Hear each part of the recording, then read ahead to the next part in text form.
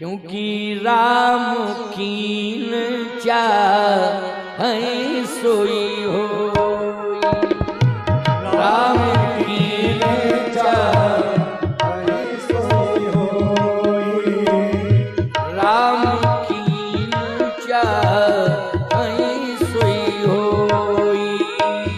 राम कीन चाहै सोई हो,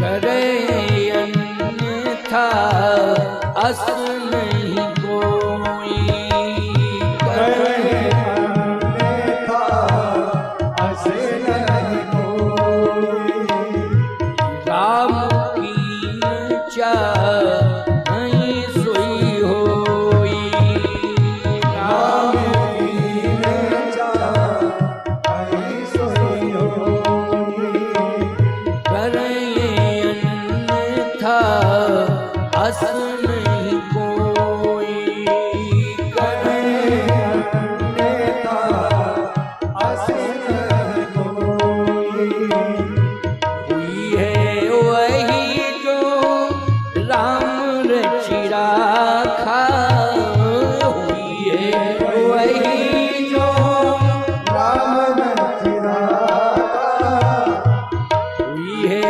वही जो राम रचि राखा, हुई है वही जो राम रचि राखा, वो कही तरक बढ़ावै शाखा, वो कही तरक बढ़ावै शाखा, वो कही तरक बढ़ावै शाखा, वो कही तरक बढ़ावै शाखा, हुई है वही जो राम रचि राखा,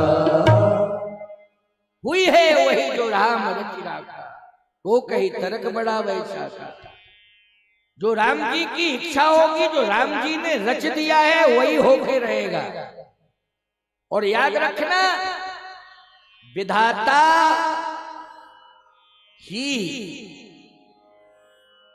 ब्रह्मा को सजेस्ट करता है, वो पूरा का पूरा सिस्टम बना के दे देता है ब्रह्मा को कि इस प्रकार से लिख लिया।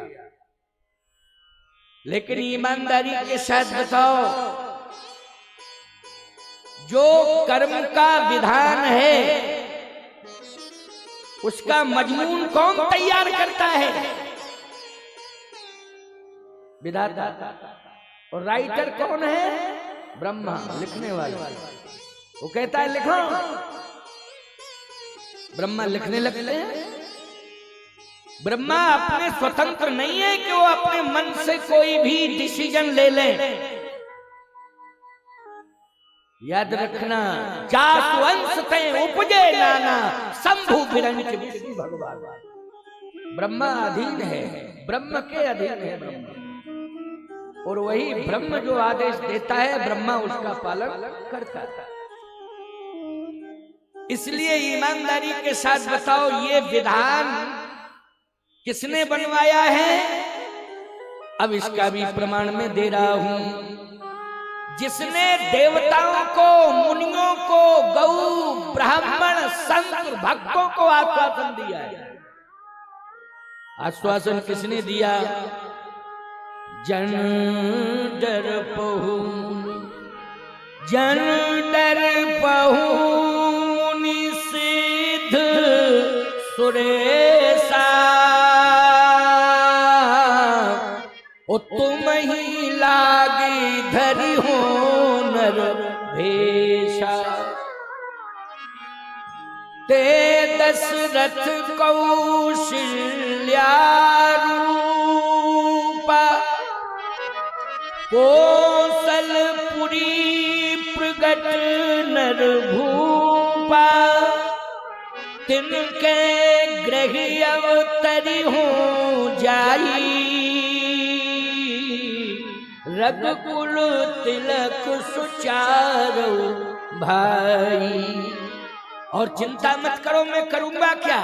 असुर मार था पैसुर राखे निज सुत से तू, और जग विस्तार ही विसद जस राम जन्म करे। जहां जहां राक्षस होंगे मैं वहां वहां जाऊंगा और खोज खोज करके उन्हें मारूंगा। जबकि भ्रकुटी विलास सृष्टि लय होई, इतनी क्षमता है, लेकिन नहीं वचन दिया है मैं जहां जहां ये राक्षस रहते हैं मैं वहां वहां जाऊंगा। और जहां जहां महात्मा रहते हैं उन महात्माओं के आश्रमों में जाकर के उन महात्माओं को प्रणाम करके और उन महात्माओं को सुख संतोष परितोष प्रदान करूंगा। ये भगवान ने वचन दिया है। अब बताओ इस वचन को पूरा करने के लिए अयोध्या छोड़नी पड़ेगी कि नहीं? अयोध्या नहीं छोड़ेंगे तो ये वचन कहां से पूरा हो जाएगा? अयोध्या छोड़नी पड़ेगी। महाराज दशरथ कहते हैं नहीं, राम को मैं राजा बनाऊंगा। और राम जी कह रहे हैं असुर मार था पैसुर राखे निज सुत से, जग विस्तार विसद जस राम जन्म कर हे। और दूसरा प्रमाण क्या है? निश्चरहीन करो मही भोजे उठाई प्रण की, और सकल मुनन के आश्रमन जाय जाय। सकल मुनन के आश्रमन जाय जाय सुख दीन, जा जा करके सुख प्रदान करूंगा, मैं स्वयं जाऊंगा।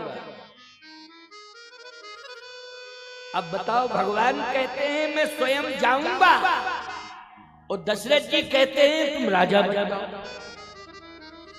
और राम जी की इच्छा है कि महात्माओं के आश्रमों में जाऊंगा, मैं उन्हें सुख प्रदान करूंगा और जहां जहां राक्षस है उन्हें मारूंगा। ये भगवान राम सोच रहे हैं। दशरथ जी कह रहे हैं सिंहासन पर मैं बिठाऊंगा।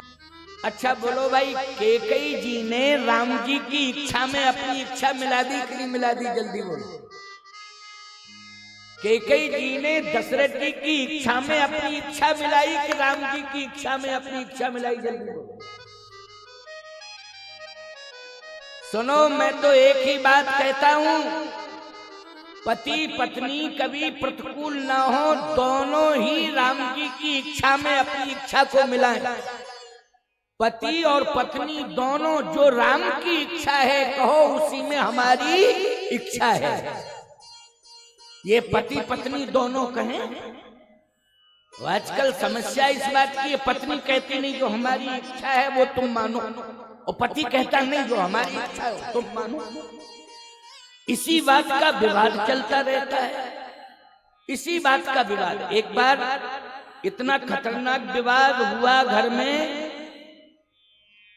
कि याद रखना उस घर को संभालना मुश्किल पड़ गया। संजोग की बात है कि मैं वहीं था और विवाद किस बात का था? पत्नी कह रही थी कि मेरी इच्छा है कि मैं अपने लड़के को मास्टर बनाऊंगा, और पति कह रहा था नहीं नहीं नहीं, मैं अपने लड़के को डॉक्टर बनाऊंगा। अब दोनों आपस में झगड़े। हमारी इच्छा है मेरा लड़का मास्टर बनेगा, पति बोला हमारी इच्छा है मेरा लड़का डॉक्टर बनेगा। संयोग की बात है कि कार्यक्रम वहां चल रहा था, कथा सत्संग का। लोगों ने कहा कि महाराज जी बहुत ज्यादा झगड़ा हो रहा है और आप बगल ही में ठहरे हो, तो आप दोनों को बुला के समझा दो। मैंने कहा बुला के लाओ। सही बात तो ये भैया कि इतने थोड़े समझदार भी थे कि दोनों आ भी गए। मैंने कहा क्या बात है, किस बात का झगड़ा है? पत्नी ने कहा महाराज जी मेरी इच्छा है कि मेरा बेटा मास्टर बने, और ये कहते नहीं नहीं डॉक्टर बनाऊंगा मैं। मैंने कहा लड़का कौन सी क्लास में पढ़ रहा है? तो दोनों ने कहा लड़का अभी पैदा ही नहीं हुआ है। अरे राम राम राम राम राम राम, लड़का पैदा नहीं हुआ, डॉक्टर मास्टर बनाना शुरू कर दिया पहले से। बोलो भाई, इस प्रकार की कंडीशन अगर रहेगी तो याद रखना पारिवारिक संतुलन बिगड़ जाएगा। पति पत्नी दोनों प्रभु आश्रित हो जाएं, वो कहें जो प्रभु राम की इच्छा है वही हमारी इच्छा है। प्रभु राम जैसा हमारी संतान को बनाना चाहे वैसा बना दे। हमने तो प्रभु पर छोड़ दिया है। बोलो भाई, कितनी अच्छी सोच होगी। प्रभु जो बना, आज राम जी की इच्छा है हुई है, वही जो राम रचित राखा, वो कई तरक बढ़ावे शाखा। राम जी की जो इच्छा होगी वही होगा। और जो रचना प्रभु राम कर चुके हैं वो रचना फैल नहीं हो सकती है। विधाता ने जो विधि बना दी है उस विधि के विधान को टाला नहीं जा सकता है। सावधान। करी गोपाल की सब हो, करी गोपाल की सब हो, जो माने अपनों पुरुषार्थ, झूठो जग में सोए। करी गोपाल की सब हो, करी गोपाल की सब हो। जो गोपाल जी चाह रहे हैं, राम जी चाह रहे हैं, वही होगा। चाहे कितनी ताकत लगाते रहो, जमाने का जोर चाहे जितना दे देना, लेकिन कुछ भी नहीं होगा। हुई है वही जो राम रचित राखा, वो कहे तरक बढ़ावे शाखा, वही होगा। आज दशरथ जी कहते हैं मैं तो सिंहासन पर बिठाऊंगा। कैकेयी ने कहा मैं नहीं बैठने दूंगी, और जबरदस्ती बिठा लोगे तो मैं मर जाऊंगा। ये भी कह दिया मैं मर जाऊंगी। फिर तुम क्या चाह रही है? कैकेयी ने कहा राम जी अयोध्या छोड़ करके सूर्य की किरण नहीं निकलनी चाहिए। कैकेयी जी कह रही है सूर्य की किरण नहीं निकलनी चाहिए, इसके पहले राम जी अयोध्या छोड़।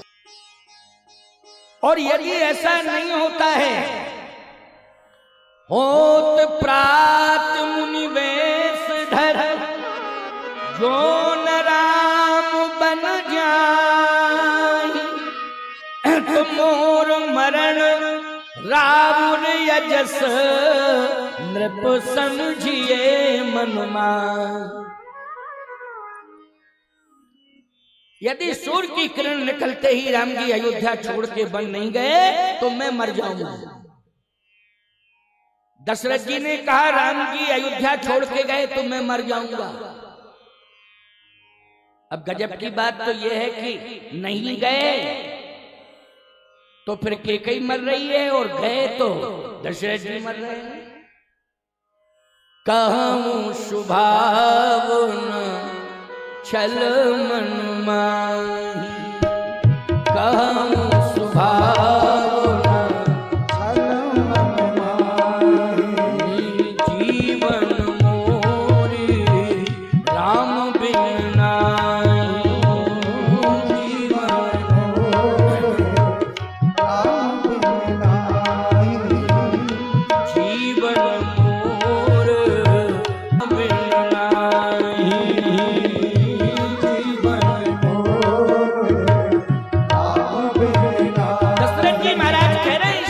बार बार कह रहे हैं, कैकेयी से कह रहे हैं। कहूं शुभावन छल मन माही, कहूं शुभावन छल मन माही, जीवन मोर राम बिन नाहि, जीवन मोर राम बिन नाहि।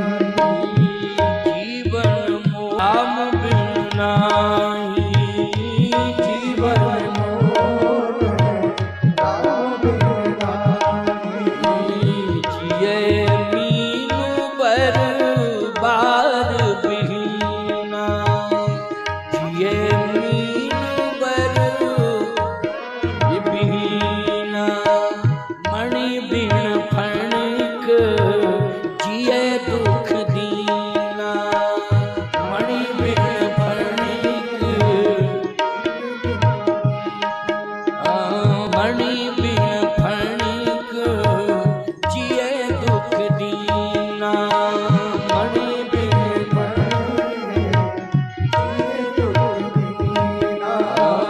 सब दुख दुषे सहावोही। सब दुख दुषे सहावोही। लोचन ओट राम जन होई। लोचन ओट राम जन होई। लोचन ओट राम जन होई। के कई जल के बिना भले ही मछली जिंदा रह जाए, मणि के बिना सर्प जिंदा रह जाए, लेकिन राम के बिना दशरथ जिंदा नहीं रह सकता। दशरथ के प्राण निकल जाएंगे। इसलिए सोच सोच सोच, और तू विधवा हो जाएगी और तेरे साथ कौशल्या और सुमित्रा को भी वैधव्य मिलेगा और अयोध्या सम्राट विहीन हो जाएगा। ये सारा अपयश कैकेयी तुझे मिलेगा। कैकेयी जी ने एक ही बात कही, याद रखना महाराज, जितनी बातें आप कह रहे हो ना कि अयोध्या सम्राट विहीन हो जाएगी, कैकेयी तू विधवा हो जाएगी, तुझे अपयश मिलेगा, ये आपके कहने से कुछ नहीं होगा। फिर हुई है वही जो हुई है वही जो राम रची राखा। को कहीं तरक बढ़ावे शाखा। आपके कहने से कुछ नहीं होगा, जो राम जी ने लिख दिया है वही होगा। वो पहले से लिख चुका है। अच्छा एक बात बताओ, राम न मारे काहुए राम न दोषी हो। किसी को राम जी नहीं मारते हैं, अपने अपने कर्मों से मरता है व्यक्ति, कर्मों से जिंदा होता है और कर्मों से ही यश मिलता है, और कर्म बिगड़ते हैं तो अपयश मिलता है। बोलो मिलता है। कर्मण्य वादिका रस्ते मां फलेषु कदाचित्। कैकेयी जी ने कहा ये मैं आपकी बातों में नहीं आना चाहती हूं, जो विधाता ने रच दिया है वो हो। इसलिए अगर मुझे वैधव्य मिलना होगा तो कोई रोक नहीं सकता है, कोई नहीं रोक सकता है। अपयश मिलना होगा कोई भी नहीं रोक सकता है। इसलिए ये सब सोचने की जरूरत नहीं है। अच्छा एक बात बताओ, इस मति पर प्रेशर किसने बनाया है? सरस्वती। और सरस्वती पर प्रेशर किसने बनाया? बोलो सरस्वती पर प्रेशर दबाव किसने बनाया है? राम जी ने बनाया है। बोलो बनाया है कि नहीं बनाया है? राम जी ने बनाया। इसलिए जो वनवास हो रहा है ये प्रभु राम की इच्छा से हो रहा है। और ये जो वनवास हो रहा है भक्तों तुम्हारे कल्याण के लिए हो रहा है। ये जो राम का वनवास हो रहा है ये गौ माता के उद्धार के लिए हो रहा है, ये पृथ्वी के उद्धार के लिए हो रहा है, भक्तों के कल्याण के लिए। आज आप रामचरित्र सुन रहे हो, ये विस्तार राम के चरित्र का वनवास के बाद ही हुआ है। बोलो वनवास के बाद रामचरित्र का विस्तार हुआ है। नहीं तो जन्म, विवाह और मरण ये तो सबके साथ जुड़े हैं। तो वही जन्म, विवाह और मरण ईमानदारी से बताओ सबके साथ जुड़े कि नहीं जुड़े? तो जन्म और विवाह तक की लीला कोई लीला नहीं होगी प्यारे। राम के असली चरित्र को समझना है, अस्तित्व को समझना है, तो आपको राम का वनवास ठीक से समझना पड़ेगा, है ना। विवाह तो तुम लोगों का भी होता है, लेकिन बस वनवास नहीं होता। विवाह होता है, बस अंतर इतना है कि विवाह के बाद राम जी का वनवास हुआ और विवाह के बाद तुम उदास हो जाते हो। राम का वनवास तुम्हारा उदास, क्यों भाई उदासीनता आ जाती कि नहीं? एक बात आपको बताएं, बड़ी गजब की बात है। एक व्यक्ति ने ऐसा प्रश्न कर दिया मुझसे, बोले महाराज जी एक बात बताओ। मैंने कहा पूछो, बोलो जल्दी। जब विवाह हो जाता है, पति पत्नी दोनों परिणय बंधन में बंध जाते हैं, तो पत्नी के विवाह के तो तमाम प्रमाण हैं, लेकिन पति के विवाह के प्रमाण एक भी नहीं मिलते। मैंने कहा कैसे कैसे? हमारा दिमाग समझ गया। क्या प्रमाण? बोले जैसे मस्तक में सिंदूर लगा हो तो समझ में आता है कि विवाह हो गया। क्यों भाई? विवाह समझ में आ जाता, सिंदूर लगा है तो कन्फर्म है कि विवाह हुआ। मंगलसूत्र अगर लटका है तो प्रमाण है कि विवाह हुआ है। क्यों भाई? मैं गलत तो नहीं बोल रहा हूं। मस्तक पर सिंदूर लगा है, मंगलसूत्र लटका है तो कन्फर्म है कि विवाह हुआ है। अब पुरुष के बारे में मैंने कहा एक बात आपको बता, विवाह के बाद इंसान के ऊपर भार आ जाता है। पहले तो पत्नी का भार और फिर संतान का भार। क्यों भाई? आता है कि नहीं आता? पहले पत्नी का भार। सिंदूर देते समय ईमानदारी से बताओ, यही शर्त होती है कि नहीं होती है कि आज से मैं तुम्हारी हर इच्छा की पूर्ति करूंगा, मेरे अलावा किसी से कुछ मांगने की जरूरत ही नहीं है। ये मांग मैं भर रहा हूं, तुम्हारी हर मांग को मैं पूरा करूंगा, हर मांग को मैं पूरा करूंगा।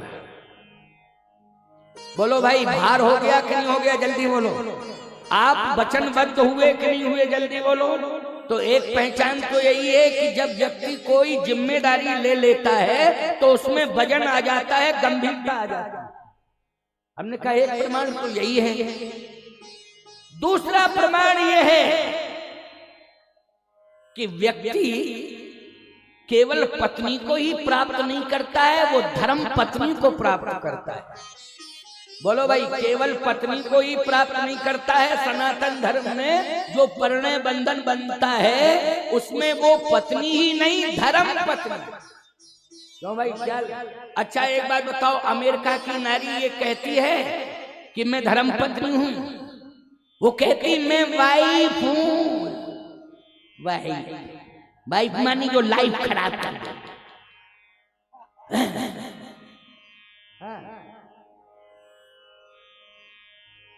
धर्म पत्नी का अर्थ होता है, धर्म पत्नी हो तुम, अपने पति को पतन के मार्ग से बचावे और धर्म में लगावे, वही है धर्म पत्नी। पति को पतन के मार्ग से बचावे और धर्म में लगावे, वो धर्म पत्नी।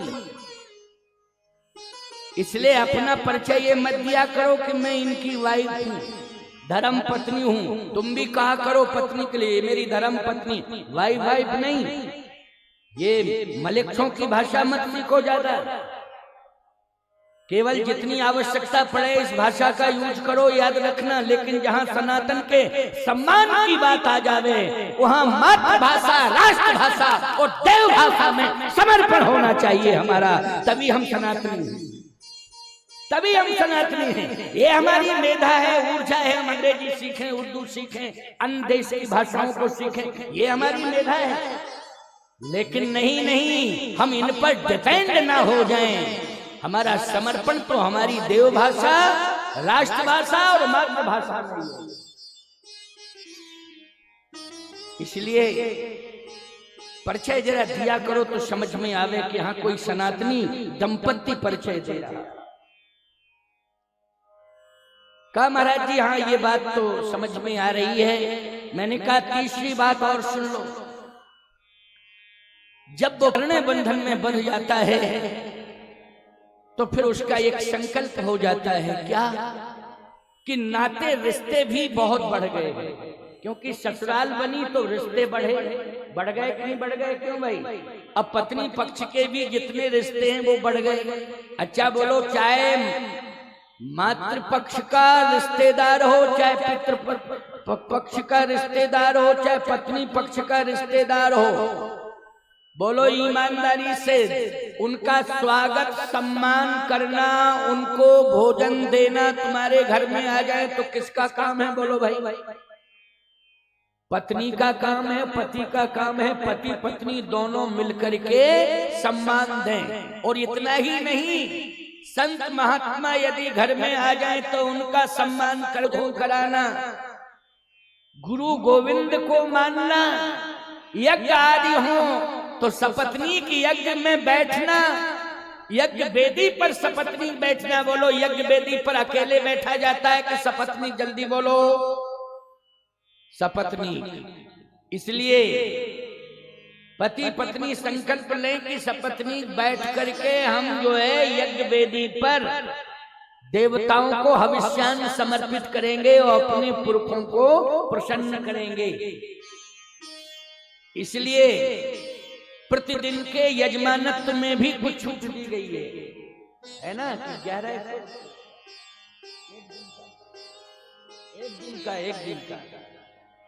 एक दिन का 1100 रुपये और पूरे 9 दिन का 11 दिन। अरे 11 दिन, हम 9 की बात कर रहे हैं। 11 दिन का 11,000 है और एक दिन का वो सिस्टम तो वही सिस्टम आ गया, वही सिस्टम वही है। इसलिए अपने आप को धन्य धन्य कर लो, तभी तो हम कहेंगे कि तुम सनातनी दंपत्ति हो। मैंने कहा ये सारी जिम्मेदारियां बढ़ जाती हैं, इसलिए पति में वजन आ जाता है, व्यक्तित्व उसका वजनदार हो जाता है, उसमें गंभीरता आ जाती है, शालीनता आ जाती है, विनम्रता आ जाती है। ये संपूर्ण प्रमाण है। बोले महाराज जी कोई और ऐसा प्रमाण बताओ जो हमारे दिमाग में बैठ जाए। हमने कहा ये मूर्ख आदमी है, कहना समझा। मैंने कहा एक बात बता दे तो तुम्हारे हिसाब से बता दूं। मैंने कहा पत्नी के मस्तक पर सिंदूर है, मंगलसूत्र लटका है, तो ये प्रमाण है विवाह हो गया। लेकिन पति का प्रमाण? बोले हाँ, हमने कहा बताए तो हैं 3-4 प्रमाण, लेकिन तुम मानने को तैयार नहीं हो, तो मैं बता रहा हूं। नारी के विवाह का प्रमाण है कि सिंदूर और मंगलसूत्र, ये मंगलसूत्र लटका हो, विवाह हो गया। और जिस आदमी का मुंह लटका हो विवाह हो गया। मुंह लटका हो, क्योंकि विवाह के बाद बोलो क्या उदास हो जाते हो, जबकि जीवन में प्रसन्नता आनी चाहिए। लेकिन समझ में नहीं आ रहा है कि कौन सी ऐसी कंडीशन आ जाती है कि आप उदास हो जाते हो। लगता है कि पति पत्नी में वैचारिक तालमेल नहीं है, यही उदासीनता का कारण है। वैचारिक तालमेल ना होने के कारण ही उदासीनता छा जाती है। इसलिए विचारों का तालमेल बना करके चलें पति पत्नी दोनों। लेकिन एक बात बताएं आपको, ये कभी नहीं सोचना है, कोई नारी इस बात को बिल्कुल ना सोचे कि स्वामी जी कहीं ना कहीं मेरे जीवन में ये कमी थी कि मैं पति की सेवा नहीं कर पाई और पति मुझसे पहले ही चला गया, मेरे में कमी थी। ये विधि का विधान है। माता कौशल्या जैसी महान नारी को भी पति का वियोग बर्दाश्त करना पड़ा। बोलो करना पड़ा कि नहीं? अब मैं पूछना चाहता हूं कि कई में कमी हो सकती है, लेकिन कौशल्या जी में कौन सी कमी है जरा बता दो। सुमित्रा जी में कौन सी कमी है जरा बता दो। कोई माई का लाल बतावे कि कौशल्या जी में ये कमी है, सुमित्रा जी में ये कैकेयी की हजारों कमियां तुम निकाल सकते हो, लेकिन कौशल्या जी और सुमित्रा जी की कमियां नहीं निकाल पाओगे। लेकिन ईमानदारी के साथ बताओ, अगर वैधव्य इन्हें मिला है तो वो कर्मों का फल है कि नहीं? और याद रखना कर्मों का फल क्या है? कर्मों का फल यही है कि महाराज श्री दशरथ को इसलिए मरना पड़ा क्योंकि श्रवण के माँ बाप ने उन्हें श्राप दे दिया था, इसलिए श्राप के कारण मरने के लिए मजबूर हो। बोलो ये कर्म आ गया कि नहीं आ गया? राम का वनवास आ गया कि दशरथ जी महाराज को श्राप मिला? ये कर्म कर रहा है। श्रवण कुमार के माँ बाप ने श्राप दिया था कि जिस तरह से पुत्र के वियोग में तड़प तड़प करके मैं प्राण त्याग रहा हूं, वैसे ही दशरथ तुम भी पुत्र के वियोग में तड़प तड़प करके प्राण त्यागो। बोलो कर्म आ गया कि नहीं आ गया? सामने कर्म आ गया है। इसलिए भैया ये कर्म जो है सुधारो, और यदि बिगड़ गया है तो सुधरने का चांस तुम्हें आज मिल गया है। समरसता महाकुंभ रुद्र महायज्ञ। बोलो भाई ये कर्म को सुधारने का मौका मिला है कि नहीं मिला है? अगर कर्म बिगड़ जावे तो एक बात आपको बतावे, पुत्र तो होता दशरथ के, लेकिन राम जैसा श्रवण के माँ बाप ने श्राप दिया था कि पुत्र के वियोग में तुम प्राण त्यागोगे, तो सामान्य पुत्र भी हो सकता था। लेकिन दशरथ जी ने कर्म को, बिगड़े हुए कर्म को सुधार लिया, क्योंकि उन्होंने पुत्र की प्राप्ति के लिए यज्ञ की वेदी को स्वीकार किया है और यज्ञ से ही आशीर्वाद और वरदान प्राप्त किया है। बोलो किया कि सुधरने का मौका, कर्म के सुधरने का मौके का हेतु कौन बन गया? यज्ञ बन गया। बोलो बना यज्ञ नहीं? और उस यज्ञ से पुत्र तो मिला, लेकिन परमात्मा ही पुत्र बन के आ गया।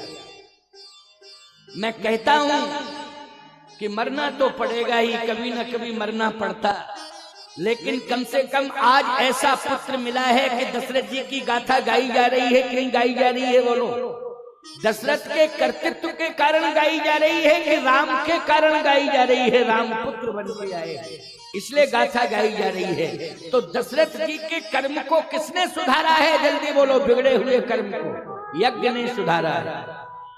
इसलिए तुम सबको भी कर्म, बिगड़े हुए कर्म हमारा सुधर जावे, इसके लिए रुद्र महायज्ञ है। इसमें बैठ जाना, आहुतियां दे देना, बिगड़ा हुआ कर्म तुम्हारा सुधर जाए, बिगड़ा हुआ कर्म सुधर जाएगा।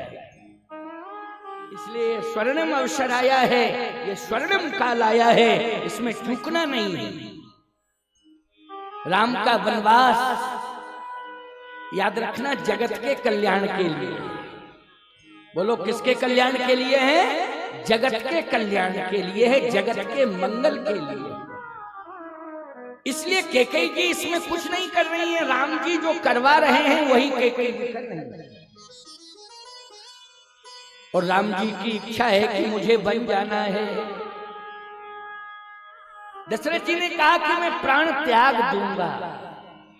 कैकेयी जी ने कहा इसके बारे में विधाता जाने। अच्छा एक बात बताओ, मरने वाला कितना हूं, मरने की बात सोचे, लेकिन बचाने वाला अगर बचा ले तो फिर बोलो मरने वाला रह जाता है कि नहीं? कि मैं तो मर रहा था लेकिन बच गया, बचाने वाले ने बचा लिया। और बचते बचते कोई कितना ही बचे, बचते बचते कितना ही बचे, अगर विधाता की इच्छा नहीं है तो अंत में गरुड़ पुराण बचे।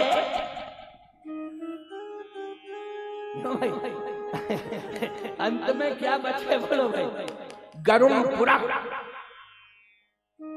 बच के ही रहेगा, मान ही नहीं सकता है। गरुड़ पुराण बचे। इसलिए मैं कहता हूं भगवान के ऊपर छोड़ दो। किसके ऊपर छोड़ना है बोलो भाई? अपने जीवन को भगवान के ऊपर छोड़ना है। इसलिए राम जी की इच्छा जो थी वही इच्छा में कैकेयी अम्मा ने अपनी इच्छा मिला दी। दशरथ जी ने कहा कैकेयी अब तुझसे कहना व्यर्थ है, क्योंकि तू मेरी एक बात भी नहीं सुन रही है। अब मैं तुझसे कुछ भी नहीं कहूंगा। अच्छा किससे कहेंगे? भगवान शंकर से मैं कहूंगा, भगवान शिव से मैं कहूंगा कि हे भगवान शिव, आप मेरी भी रक्षा करो और राम को बन जाने से रोको। अच्छा शिव जी पावरफुल है कि नहीं? भगवान शंकर पावरफुल हैं। अगर राम जी को रोकेंगे तो राम जी को रोकना पड़ेगा, और यदि प्राण दशरथ जी के जाएंगे तो काल आएगा, महाकाल रोकेगा, हट जा काल। तो बोलो महाकाल के कहने से काल हट जाएगा कि नहीं? महाकाल के कहने से काल हट जाएगा और राम जी भी बैक हो जाएंगे। भगवान शंकर कहेंगे नहीं जाना है, बन अयोध्या में रहो। इतना सम्मान करते हैं प्रभु राम शिव जी का कि मानेंगे और तुरंत रुक जाएंगे। पावर है ये। इसलिए दशरथ जी ने कहा कि व्यर्थ में मैं माथा पच्ची कर रहा हूं, तुझे मना रहा हूं, समझा भी रहा हूं, लेकिन तू समझ नहीं रही है। अब मेरी आंखों से ओझल हो जाता है, हट जा। इसलिए सुमीरी महेश, सुमीरी महेश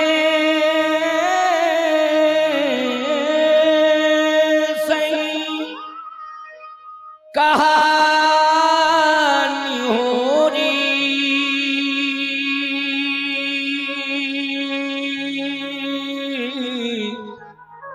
विनती सुनो सदा शिव मोरी, विनती सुनो सदा शिव मोरी। बोलो दशरथ जी ने किससे प्रार्थना की है? भगवान शंकर से। सुमिरी महेश ही कहानी हो री, सुमिरी महेश ही कहानी हो री, सुमिरी महेश ही कहानी हो री, सुमिरी महेश ही कहानी हो री, विनती सुनहु सदा शिव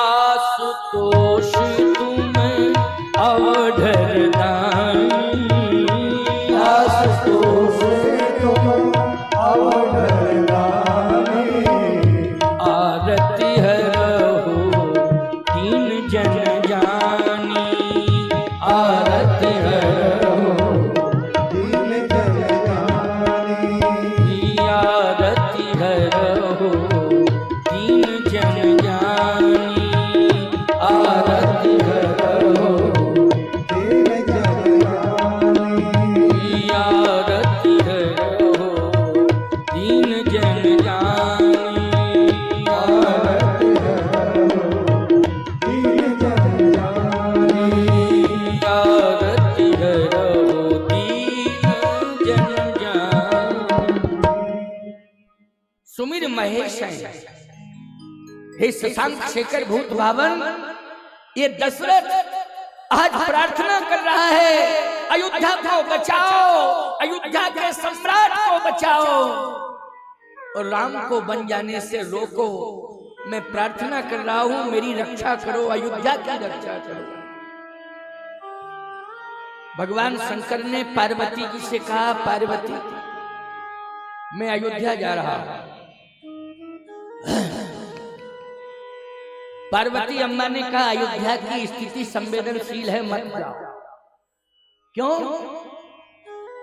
वहां का सम्राट मरने के लिए तैयार है और उस सम्राट के कर्म मरने के लिए विवश कर रहे हैं। इसलिए आप मत जाओ। भगवान शंकर ने कहा साधारण से साधारण बुलाता है तो मैं जाता हूं। मेरे इष्ट ने पिता के रूप में स्वीकार किया है। वो साधारण सम्राट नहीं है जिसका मैं सम्मान करता हूं, वो उनका पिता है। मैं जाऊंगा, मैं नहीं मान सकता। पार्वती जी ने कहा ठीक है, अब आप नहीं मान सकते हो तो चले जाओ, लेकिन मैं तो यही कहूंगी कि इस समय जो है कंडीशन ठीक नहीं है अयोध्या की, इसलिए जो भी काम करना हो कैलाश पर बैठे बैठे कर दो, सामने मत जाओ।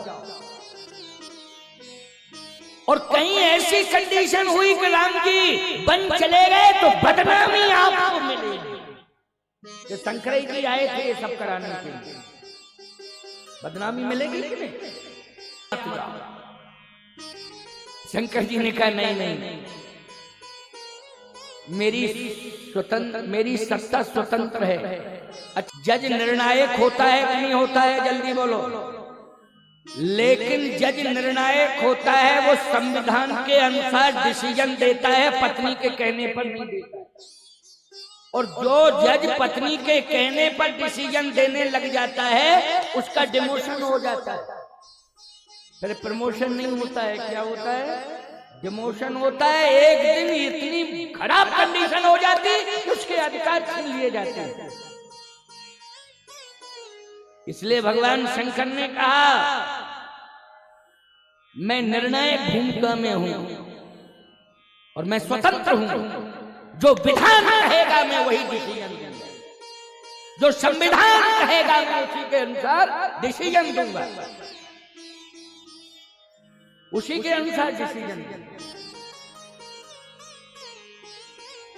पार्वती जी ने कहा ठीक है चले जाओ महाराज। शंकर जी आ गए। ये रामायण का प्रमाण, अयोध्या कांड का प्रसंग सुना रहा हूं, अयोध्या कांड का ही प्रमाण दे रहा हूं। और छंद सोरठा दोहा चौपाइयों को प्रमाणित करके ही सिद्ध कर रहा हूं। ऐसा नहीं है कि मैं उत्तरकांड का छंद सोरठा चौपाई अयोध्या कांड से जोड़ दूं, नहीं, अयोध्या कांड का ही प्रमाण मिलेगा। ये राम कथा है, राम कथा में जितने भी प्रमाण हो रामचरितमानस के ज्यादा हो। बोलो भाई हो कि नहीं हो? भगवान शंकर आ रहा, प्रमाण क्या है? सुमिरी महेश। अब कैकेयी जी वहीं पास में ही बैठी है, याद रखना शंकर जी आ रहे हैं। और वहां केवल अभी दो हैं, महाराज दशरथ और कैकेयी। और भवन कोप भवन है, कनक भवन नहीं है, सुंदर भवन नहीं है, कोप भवन। कोप भवन का मतलब होता है जहां पर अंधकार, नाराजगी कमरा कह लो उसको, कोप भवन। अयोध्या में कोप भवन था, ये प्रमाण है। दिल्ली में हमारी कथा हो रही थी, एक आर्किटेक्ट आए, बोले महाराज मैं बड़ी बड़ी हवेलियां बनवाता हूं, लेकिन आज तक किसी ने, आप आज कोप भवन की कथा सुना रहे हैं, किसी ने डिमांड ही नहीं की कि हमारी हवेली में ये बिल्डिंग में अलग से कोप भवन बन जाए। बोले आज तक किसी ने नहीं कहा, मैंने अपने नक्शे में किया कोप भवन। मैंने कहा ऐसा है, ये पहले कभी कभी नाराज होती थी तो अलग से कोप भवन बनता था, अब ऑलरेडी 24 घंटे टेम्परेचर हाई, पूरा घर ही कोप भवन बन गया, तो अलग से बनवाने की क्या जरूरत है? अलग से क्या बनवाओगे जब कोप भवन जो है? बोलो भाई पूरा मकान ही बना हुआ है। कोप भवन मत बनाओ अपने घर को। माताओं बहन बेटियों, तुम्हारे चरित्र के प्रभाव से तुम्हारे घर में परिवर्तन आ सकता है, इसलिए कोप भवन बनने से रोक सकती हो तो तुम रोक सकती हो।